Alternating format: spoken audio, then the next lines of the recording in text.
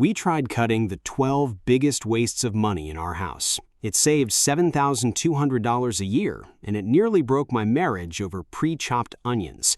So we put the money back, made one massive swap instead, and matched the exact same $99,477.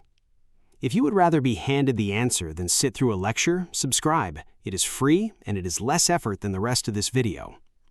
My wife Sarah found a listicle online. It was titled 12 Things You Are Wasting Money On. It targeted every small comfort in a modern house.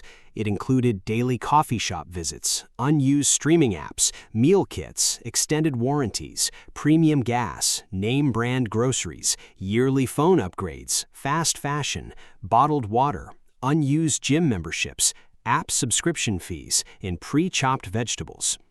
The listicle claimed that giving up these items was the only sensible way to achieve financial independence.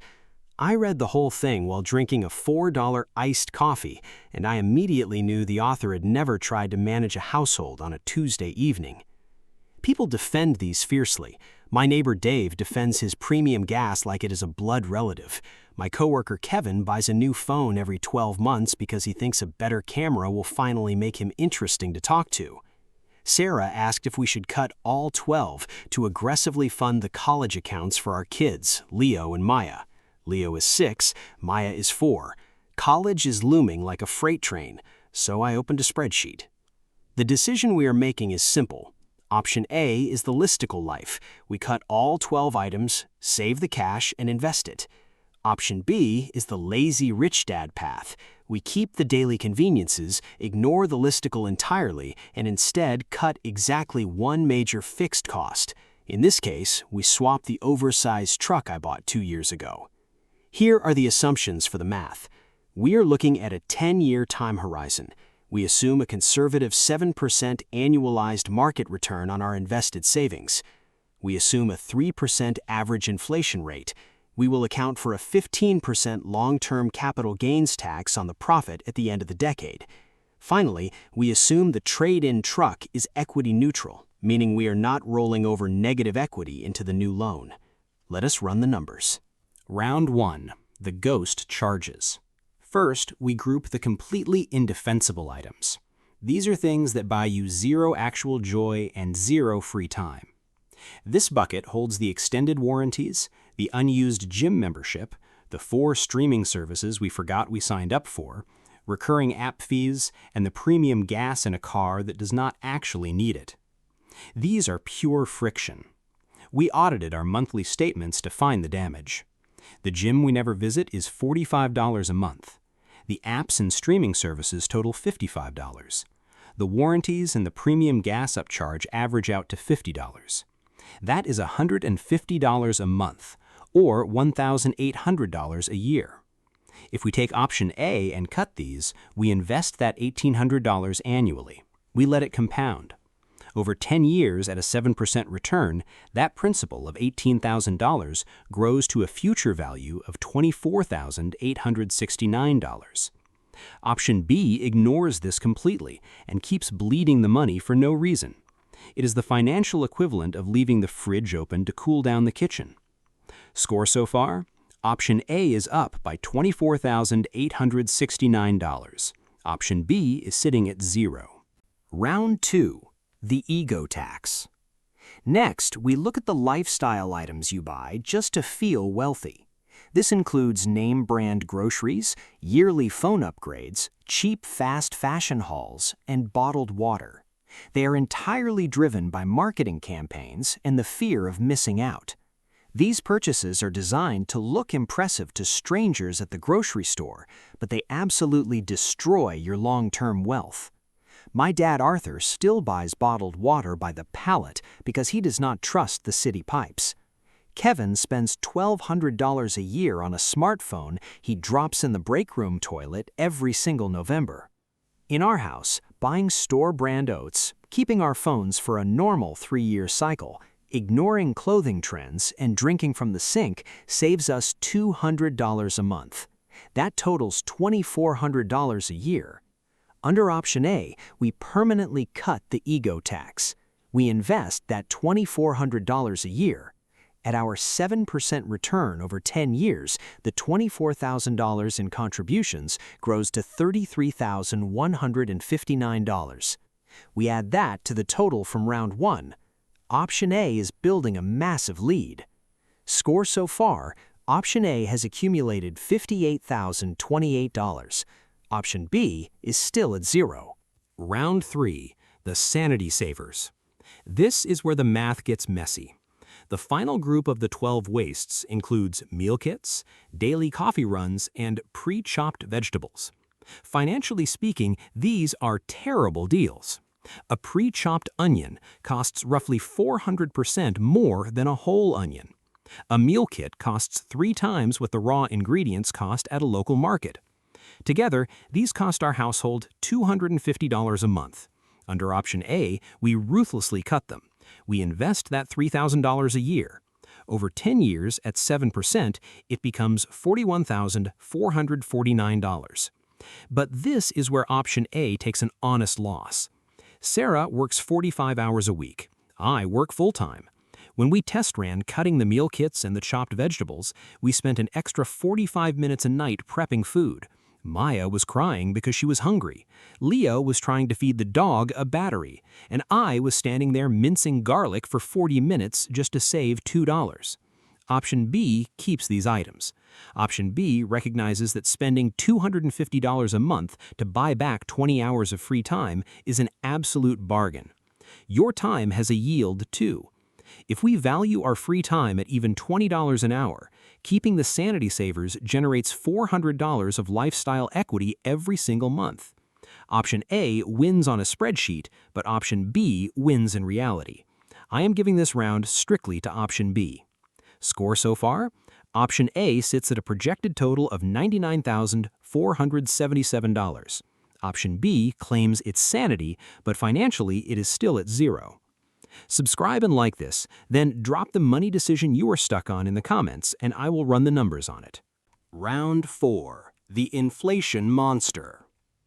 Option A proudly claims we will have $99,477 in a decade, but that is in nominal dollars.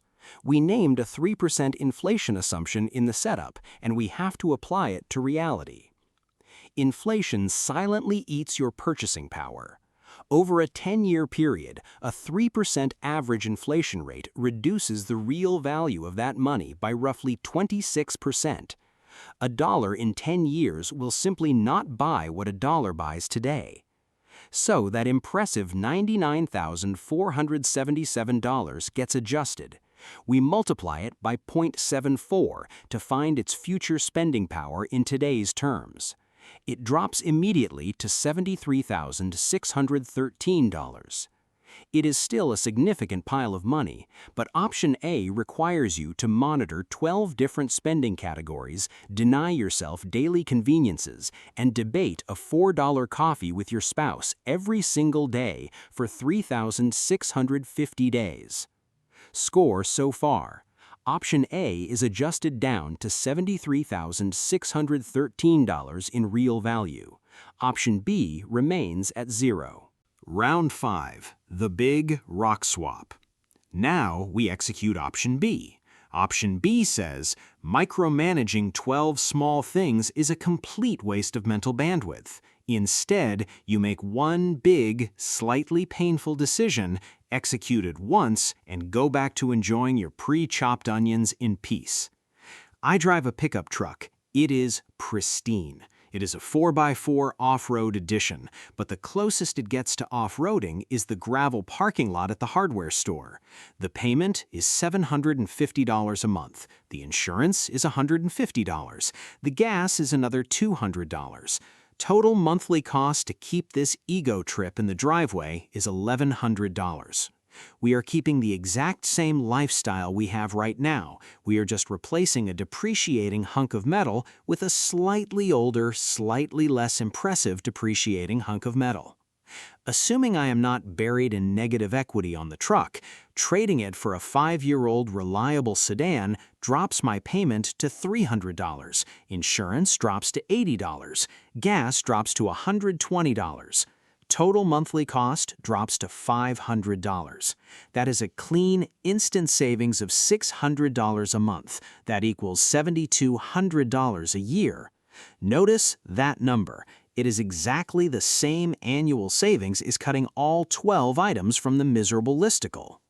Let us run the option B math. We invest that newly freed $7,200 a year at our 7% return.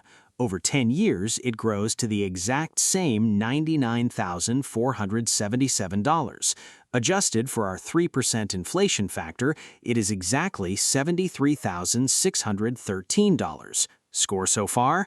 Option A is at $73,613. Option B is now tied at $73,613. Round 6. The tax drag. We cannot spend gross profit at the store. Both options generated the exact same total return, but we have to pay the taxman his share. In both scenarios, we invested $72,000 of our own principal money over the decade.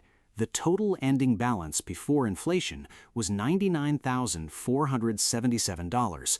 That leaves a pure investment profit of $27,477.